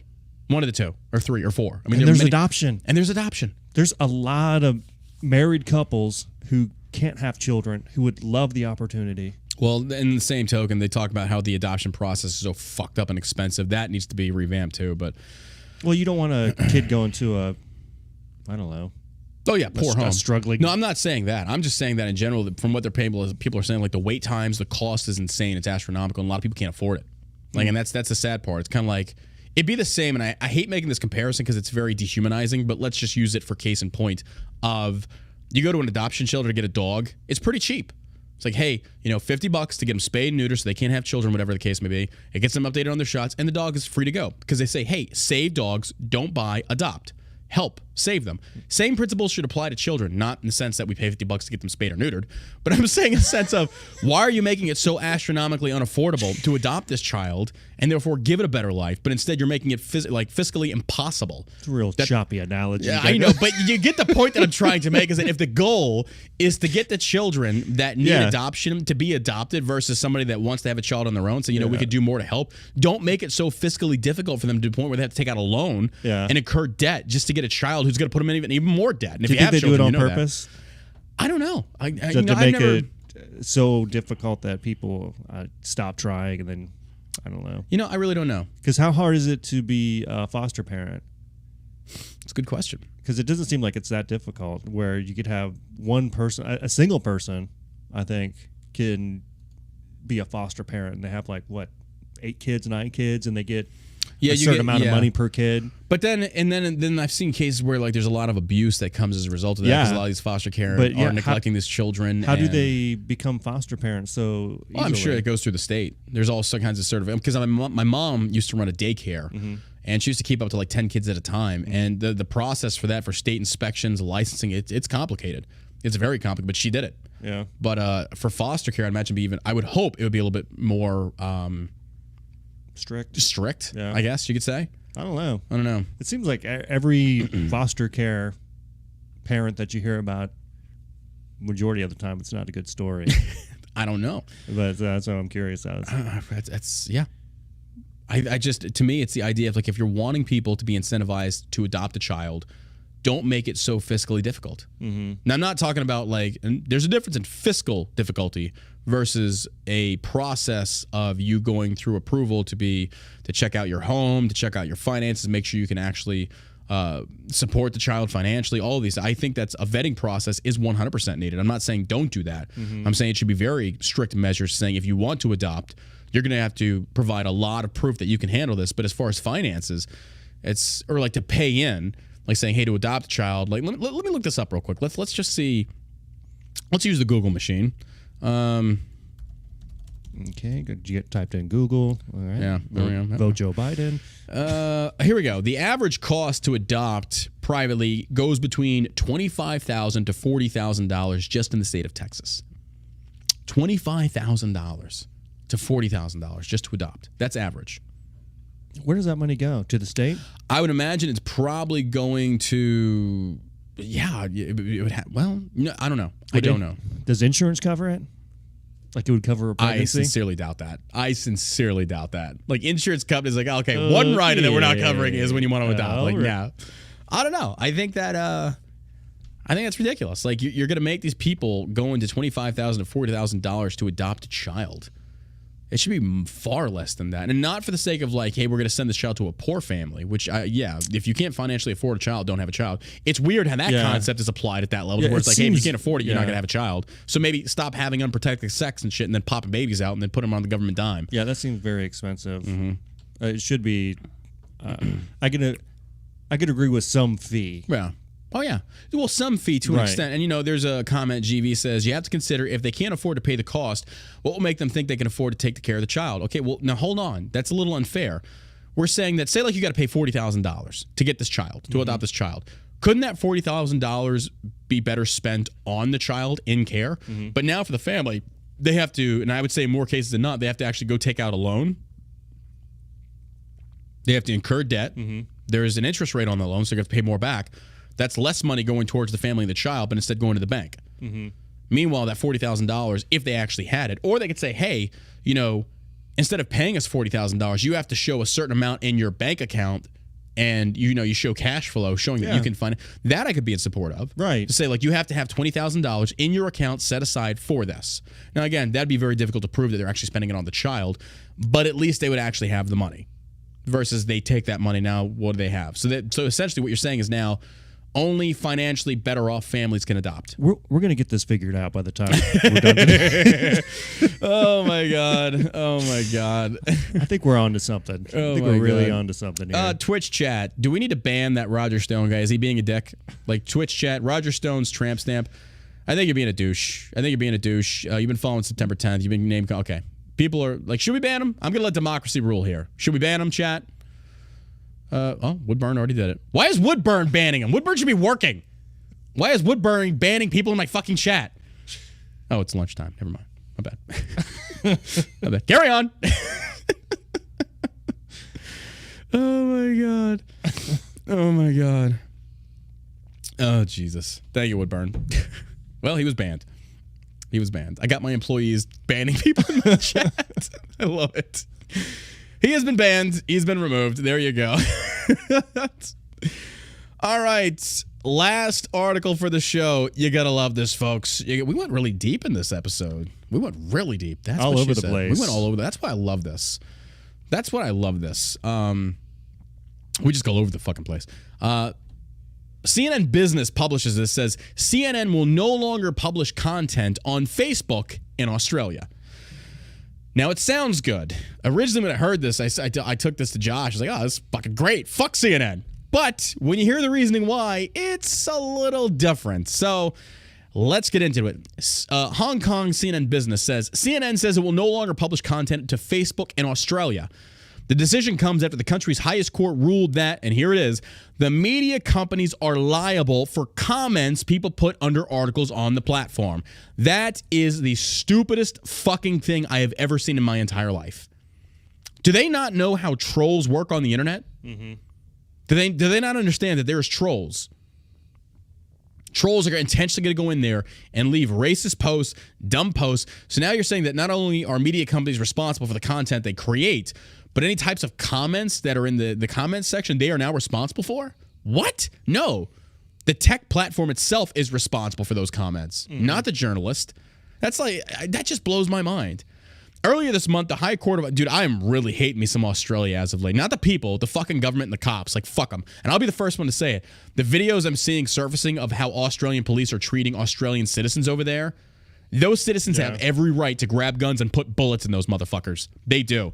Just by virtue of wearing that badge does not make you a good person. I'm seeing videos of cops grabbing this one woman by the throat and slamming her on the fucking ground for not wearing a mask. Dude, pull out a gun and pop that motherfucker in the head. Holy shit. But they don't have any guns. You're 100% right. That's why you don't give up your guns. Like, that is nuts to me. God bless the Australian people. I feel so fucking bad for you. Your government has gone so far down the path of tyranny and the cops are backing it. I guarantee if you had guns, that would not be happening. I guarantee it. Because America has not hit that point yet. Australia right now is being looked at by the entire world of like, what the fuck is going on? What the fuck is happening over there? Seems like they're trying to weed out most of the police officers who won't take the vaccine shot. They're doing that on Border Patrol right now here in America. They're saying that now on Border Patrol, if you aren't taking the vaccine, they're going to fire you. But I got to imagine, too, that there's some people that have taken the vaccine on the police force that aren't completely douchebags. No. And that wouldn't do this type of stuff. Mm-hmm. But. And that's what's going to happen, though. If the cops that are not going to enforce this are going to resign, and you know, that's kind of a good thing. Like, if it ever came to America to that point and you didn't resign, there would be a thing to where, look, if you're a cop, regardless if you support it or not, you're on the wrong side because now the cops have taken a side. Yeah. And this is a very difficult argument to have. I have a lot of friends that are cops, but it comes down to the point where, and I don't think it's ever going to happen here in Texas or in Florida and like these free states like that. But I think if the federal government came in and said, "Hey, cops, you are now going to enforce this. If people are outside their homes, you're going to force them back at home. You're going to arrest them and stuff like that." And cops are like, "Okay, I'm not going to violate constitutional rights. I'm resigning." It'll get to the point where if you don't resign, then you therefore respect it and enforce it, and therefore you're the enemy. And then whatever happens, whatever violence befalls you, that's on you. And I think that's completely fair. If you are on the side that is enforcing these mandates that are not law, that are violating individual constitutional rights, and you still don't resign because it's your job, you catch a bullet to the head, that's on you. You made your choice. That's all there is to it. Hard conversation to have, hard topic, but I'm telling you, that's what it would come to. That's what's happening in Australia right now without the gun part. Like, these people in the videos are like stampeding these cops. And then the cops are coming back with, guess what? Guns. Cops got the guns, civilians don't. Now they can enforce tyranny at whatever level they want. And it is insanity. I got a few Australian friends that I talked to, and they're just like, it's fucking nuts over here. Like, there was a video that went viral that a woman, and I think it was her husband or boyfriend, are out getting lunch, and she literally has a burrito in her hand, and they're 500 meters from the house. I don't know if it's her boyfriend, maybe somebody she just knows. The dude was smoking a cigarette, had his mask off, and the cops put him on the ground and handcuffed him. And he's like, "I've got 2 masks in my pocket. I'm just smoking a cigarette." And they're like, "Well, you're 500 meters from your house." Like, what the fuck? Is that the rule over there? You can't be 500 meters from your house? Something along the lines of they're under, like, certain parts of Australia are under strict fucking lockdown. Like, you cannot leave. You stay in your house, and if you're caught outside of it, you will be arrested. By which, from cops that are actually not wearing a mask. Like, there was like a few cops that weren't wearing masks. It's like, wow, you fucking hypocrites. Like, you fucking hypocrites. Okay. All right, Adolf. That is crazy. That is nuts to me. And that's another good point, even though Australia has mostly hospitalized of the vaccinated. Now, I don't know if that's true or not. I'm just taking you at your word. I don't know. But earlier this month, the High Court of Australia dismissed an argument brought by 3 major Australian news organizations. They could not be held responsible for comments being people post on their Facebook news pages. Well, that would entail is that you're going to have to hire somebody to go through and filter out comments and ban people that are violating it. But wouldn't that be on the tech giants' responsibility? All right. Here's how you solve that problem. Just disable comments. I don't think you can do that on Facebook. On Instagram, you can. I don't think you can. You do that on Facebook? I don't know. But I think, like, on my public figure page, I'm not sure if I can do that. I'm sure let me look. A tech giant like Well, Facebook they can figure out the how 100%, to yeah. disable comments. Yeah. Yeah. Let me see. Let me look at my public figure page. I don't think I can. I'm surprised I haven't been banned on Facebook yet. Edit post. No, there's no way to turn off comments. Because on Instagram you can, but Facebook I don't think you can. So that would be an easy fix. Yeah. And honestly, I think that probably I don't know. I think comment sections are really good for debate. Yeah. Of course, you got to weed through a lot of the bullshit, a lot of the trolling. That comes with it. But yeah, I would think that could be a reasonable thing. But Facebook's not going to do that. I'm like, fuck you. So after that ruling, CNN approached Facebook and asked if the tech firm would support CNN and other publishers by disabling the comment functionality on their platform in Australia. A CNN spokesperson said in a statement adding that Facebook chose not to do so. Okay, well, we have a three-part system here. We've got the Australian government, you've got CNN, and you've got Facebook. I kind of go with Facebook on this one. And I never thought I'd hear myself say that. I agree with Facebook. It's like, we're not changing it. And if your government wants to do this, well, then I guess the government just meant that you're not going to be able to publish media pieces in your country. Yeah. I can respect that. So, fuck the Australian government. Yeah, bring back the guillotines. We should make a shirt. Make guillotines great again. Make guillotines great again. The French had it right. We are disappointed that Facebook once again has failed to ensure its platform is a place for credible journal. This is coming from CNN. Like, are you really believing what you're saying with this? Like, come on. No, hold on. There's a comment. Crypto6 says, if you do give up your guns, you deserve everything that's happening. Well, now, wait a minute. That's not fair. There's a lot of Australians that actually believe in the Second Amendment, that they had no choice in this. They were born into this. Mm-hmm. Hence why they're going to have to die to get it back. That's why you don't give it up. But there are some people over there that do have weapons. Yes, they do. Yeah, I do know there are certain parts of Australia where the licensing is like, it's like giving up a testicle. But some do, but no, I don't. I don't know. I don't know. I would rather talk to an Australian or somebody that has better insight on that. But I know that there are places where you can go shoot at gun ranges and things like that. So, but no, I can't blame all Australia. It's like, you gave up your guns. Like, a lot of them didn't. They were born into that, and therefore they have no way to fight back against it. Hence why let's go do some gun running to Australia, baby. Black market. Who wants a 9mm? Who wants only $3,000? I'm sure that's going on though right now.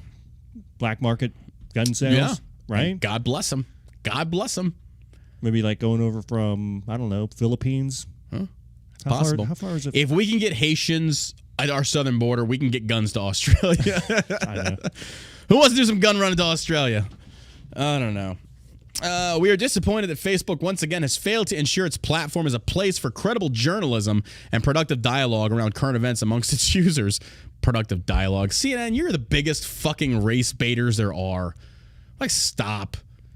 Like, if somehow CNN got taken out through whatever means, I don't think many people would be shedding a tear. I really don't.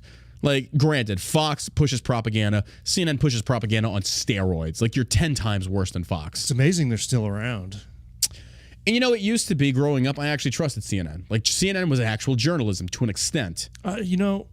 Or maybe it was. Maybe we just didn't realize it. It seemed like most of them were. Yeah. I mean, it seemed like everybody the news was the news that you could trust. Where was the shift in this? Where did the shift go from, like... I think it was after Bush. And really Clinton, too, because he was such a shitty president. Getting blowjobs in the Oval Office. Does that make him a shitty president?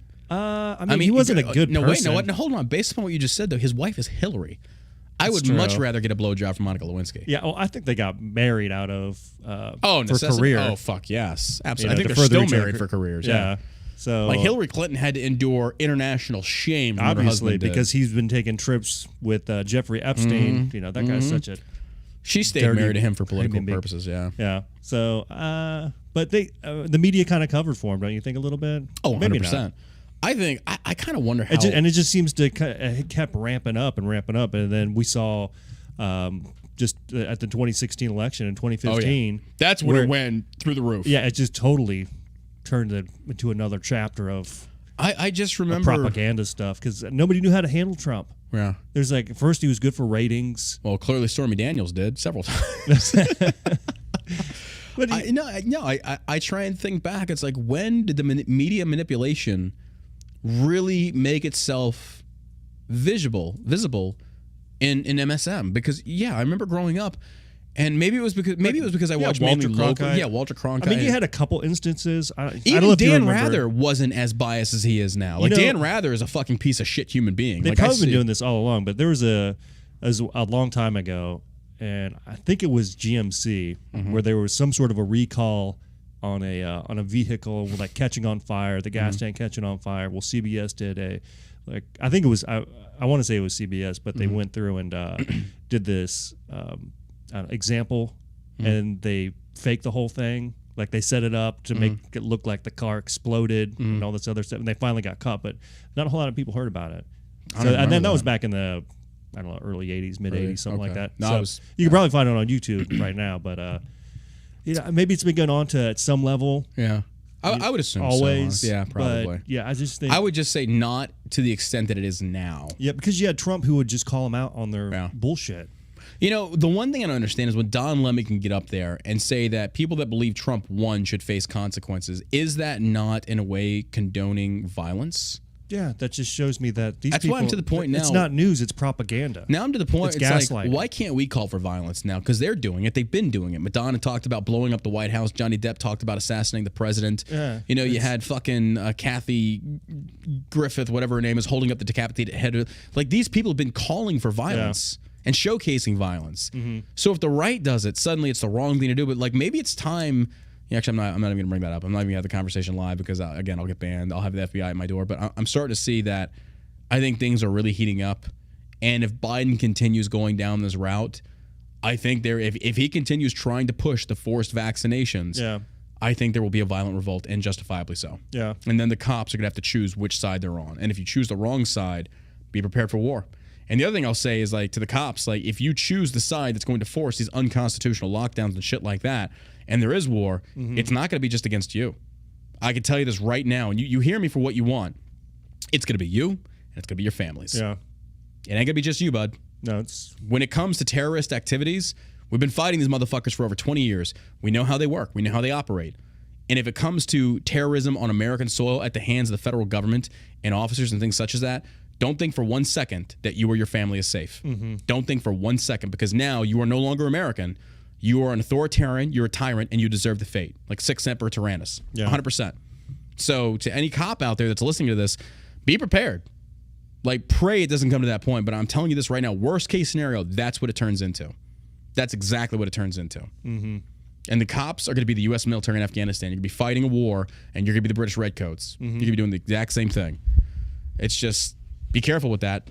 Like, it's a horrible thing to say. I'm not saying this with any kind of, like, pep in my step or happiness. But if it came down to that, Americans won't take it. They will not take it. It's going to hit a boiling point. And it'll get to the point where cops are going to have to choose. Which side are you on? Dude, we got mosquitoes in here. They heard us talking about CNN. Bloodsuckers. Got bit like again, let me clarify. I hope it doesn't come to that. I sincerely do. And I don't think it will. I really don't. Because I think with more states fighting back, it's going to be relying upon blue states that are allowing this to happen versus red states like we're not doing that. And I'm no way condoning this, but I'm just simply I'm speculating. Speculating, thank you. That's what's going to happen. And it'd be the smart way of fighting a war on America's home front against tyrannical police and things such as that. That's the way to do it. It's not a toe-to-toe fight in the street. It's much different. So, all right, ladies and gentlemen, before we wrap this up, in case you didn't realize, Tipsy's & Co., we're liquidating all of our products. It's going out of business. Now, I know people are like, oh, man, that sucks. It's not a bad thing. We are basically, we're going to be folding a lot of products into Shell Shock CBD. The beard care that we have, we're adding CBD. CBD has been proven to work great for skin and hair. Go do the research on yourself, or yourself, not on your, well, you can buy it and do the research on yourself. Check it out. It's tipsiesandco.com. Everything is marked down 50%. Tipsiesandco.com. Marked down 50%. That's everything on the website, ladies and gentlemen. Everything on the website right here. There is the link. Check it out. Everything from body wash. We have cologne. We have shaving razors, shaving handles. We've got everything there for your hygiene needs. You got that man or woman in your life, you want to get them something special for the holiday season, get on it now. Get on it now. We also have the tankards for sale. Tankards, you can use code BURT, get 10% off. The the tipsesandco.com is already marked down 50%. We're talking about $5. We're talking about razors and handles for like under $5. We're trying to get rid of this stuff before we have to throw it away. So check it out. Again, this is tipsesandco.com, 50% off the entire fucking site. And these are quality products. Oh, yeah. These are quality products, and I'll completely transparent with you. These things, it's like we have to put all of our eggs in one basket with Shell Shock CBD. We don't have the capacity or the bandwidth right now to really push Tipsy to the point where it needs to be. So we're closing it down, and we're taking a lot of products and reformulating them with CBD, and we're going to bring them over to the Shell Shock side. The stuff that we're not going to be doing that for, we're getting rid of. We're selling it. We're marking it way the fuck down because we need to get out from under it and pay off a lot of the debt that we had incurred by purchasing the stuff. Yeah. So there you have it. Again, there is a link. You can check it out. It's tipsesandco.com, 50% off. Just go look at the website for yourself, ladies and gentlemen, and you will see all the great options we have there. Order it today. Order it now. We get it out to you today in the mail. We get it out to you today in the mail. Now, the shea butter is one of my favorites. Like having a bald head and shaving. It smells amazing. This stuff great. Smells great. I'm being honest with you. It leaves your head hydrated rather than the shaving cream. At least Josh my head. is bald. He does it. How often do you shave your head? Every other day. Yeah. So it's and then the body wash too. It smells great. Yeah, it really does. And the body wash matches the cologne. Yeah, it's a great smell. So again, ladies and gentlemen, that is tipsesandco.com. Here it is right here. There's the bottle. You can see it in the screen. I'll show it into Josh's screen right here. Boom. Great quality product made right here in America. You can check it out. Tipsesandco.com. Save 50% off. And we will see you. Confirmed guest. Ryan Upchurch said he'll be on the show. Oh, awesome. Spoke with him on Instagram last night. Ryan Upchurch said he would love to come on the show, so we're scheduling that out. We're going to get Ryan on the show to talk to him about what he's got going on in his life and to talk about his social media success in the country music realm and the kind of country rap realm. And he's like the biggest king shit talker I've ever seen, and I fucking love it. Like, this guy holds nothing back and pulls no punches. So I didn't know who he was at first until a buddy of mine turned me on to him. I was like, this guy seems kind of like a douche. And I watched his videos like, I fucking love this guy. Like, I love this guy. Like, he's such an asshole, and I love it. So Ryan Upchurch is going to be coming on the show. I'm not sure when. I will keep you all updated on that. And again, I thank you all for tuning in and for sharing the podcast, spreading the word. I'm getting a lot of messages on Instagram from a lot of y'all saying that, hey, I let my buddy listen to your podcast now. He's a listener. Thank you for that. Thank you for sharing our voices out there. Again,